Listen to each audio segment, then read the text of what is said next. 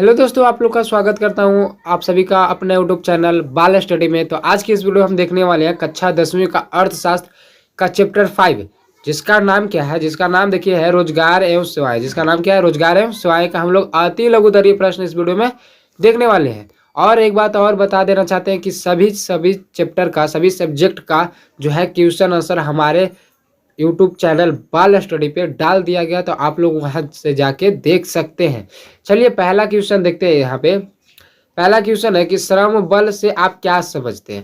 तो इसका उत्तर हो जाएगा कि देश की रोजगार जनसंख्या को ही कार्यशील जनसंख्या अथवा कार्यबल की संज्ञा दी जाती है, जो कृषि, उद्योग एवं अन्य व्यवसायों में है, वास्तविक रूप में लगी होती है।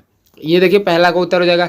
दूसरा देखिए क्या कि श्रम बल तथा कार्यबल में अंतर कीजिए, यानी कि श्रम बल क्या है और कार्यबल क्या है, इसका में अंतर बताना था। देखिए इसका उत्तर हो जाएगा, जो व्यक्ति वास्तविक रूप में आर्थिक क्रियाकलापों में लगे हैं अथवा इन्हें करने के योग्य है, वे सभी श्रम बल कहलाते हैं। ठीक ना। यानी जिस तरह से, जो एक तरह से एग्जाम्पल इसका लिख सकते हैं सरकारी नौकरी, यानी सरकारी नौकरी में क्या आर्थिक क्रियाकलापों में लगे हुए, यानी पैसा कमाने में लगे और इसको करने के योग्य है, वो एग्जाम निकाल के जाते हैं।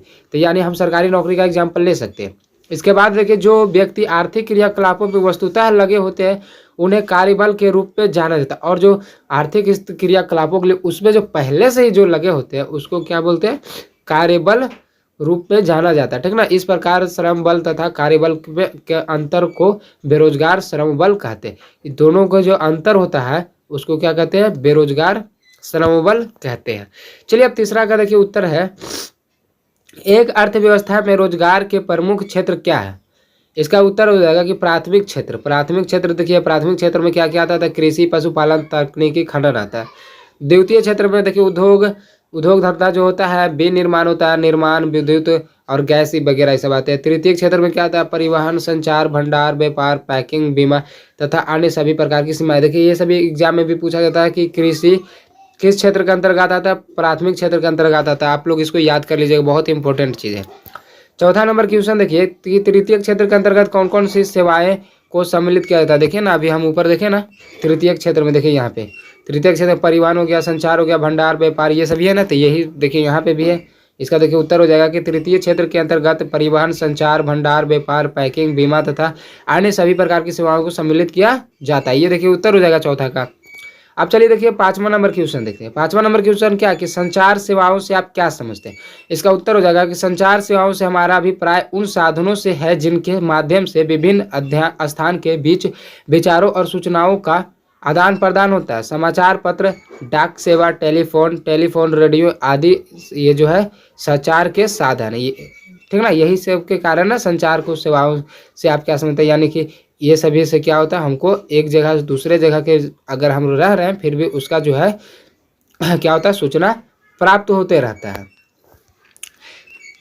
देखिए ये सभी भी देखिए हो जाएगा आधुनिक है। ये सभी जो देख रहे हैं मोबाइल, टेलीफोन, फैक्स तथा इंटरनेट के संचार सेवाओं के द्वारा आधुनिक साधन, ये जो है इसके द्वारा भी हमको मिलता है सूचना, लेकिन ये आधुनिक है, अभी भी निर्माण हुआ ये सभी का। चलिए अब छठा नंबर क्वेश्चन देखते हैं कि सूचना और संचार प्रणाली से जुड़ी 5 सेवाओं का उल्लेख करें। इसका उत्तर हो जाएगा समाचार पत्र, डाक सेवा हो जाएगा जिससे सूचना मिलता है, समाचार पत्र से मिलता है, डाक सेवा से, टेलीविजन से मिलता है, मोबाइल टेलीफोन से मिलता है तथा इंटरनेट से मिलता है कि नहीं। चलिए अब देखते हैं सातवां नंबर क्वेश्चन देखिए, कंप्यूटर सॉफ्टवेयर तथा हार्डवेयर से आप क्या समझते हैं। इसका उत्तर हो जाएगा कंप्यूटर के 2 प्रमुख अंग हैं, सॉफ्टवेयर और हार्डवेयर। जो कंप्यूटर जो हम लोग देखते हैं ना उसमें 2 अंग है, प्रमुख अंग है, 2 अंग है कंप्यूटर का। पहला है सॉफ्टवेयर, दूसरा हार्डवेयर। सॉफ्टवेयर का प्रयोग प्रोग्राम और आंकड़ों को संकलित, नियंत्रित तथा संचित करने के लिए किया जाता है। कंप्यूटर का भौतिक भाग हार्डवेयर के नाम से जाना जाता है। ये हो जाएगा उत्तर। 8वां नंबर क्वेश्चन देखिए कि आउटसोर्सिंग किसे कहते हैं। इसका उत्तर हो जाएगा जब कोई कंपनी अपने उत्पादन से संबंधित सेवाएं एवं अन्य स्रोतों से प्राप्त करती है तो उसे आउटसोर्सिंग कहते हैं। एक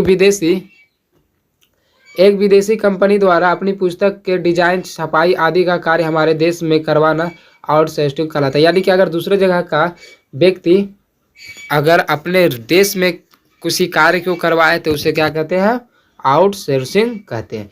9वां नंबर क्वेश्चन देखिए कि स्वच्छता का क्या अभिप्राय है। देखिए इसका उत्तर हो जाएगा कि स्वच्छता का संबंध नालियों तथा कूड़े की सफाई, शौचालय, मलव्यन आदि की व्यवस्था से है। इसका अभाव स्वास्थ्य सेवाओं को भी प्रभावित करती है।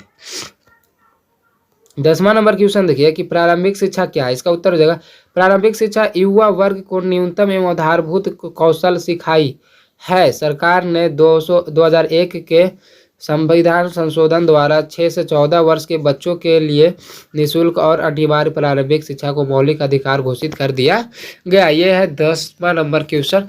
और इस तरह से हम लोग का जो है चैप्टर 5 अर्थशास्त्र का अति लघुत्तरीय प्रश्न समाप्त हो गया।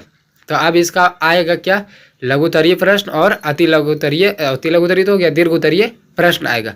तो इसका जो लिंक है हम डिस्क्रिप्शन में डाल देंगे, आप वहां से भी जाके देख लीजिएगा, और नहीं तो एंड स्क्रीन पे भी मिल जाएगा, आप यहाँ से भी क्लिक करके देख सकते हैं। तो आप लोग को वीडियो कैसा लगा आप कमेंट में करके जरूर बताइएगा।